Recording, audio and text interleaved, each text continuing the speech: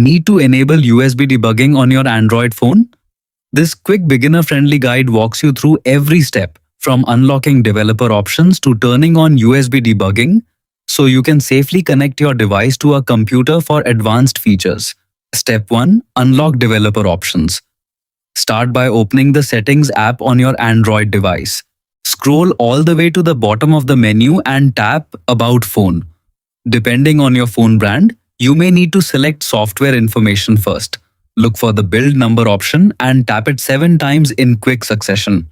After a few taps, your phone may ask you to enter your lock screen PIN, password or pattern to verify your identity.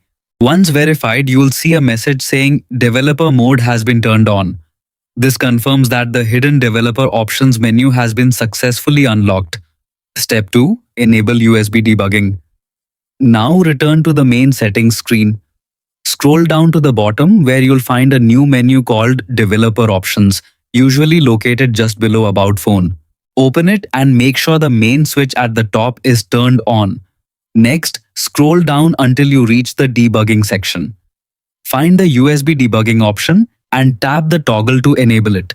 A confirmation window titled Allow USB Debugging BPPDDT will appear, explaining that this feature is intended for development purposes. Tap OK to confirm your choice. USB debugging is now enabled and ready to use. Connect your Android device to a trusted computer and enjoy advanced Android tools with ease.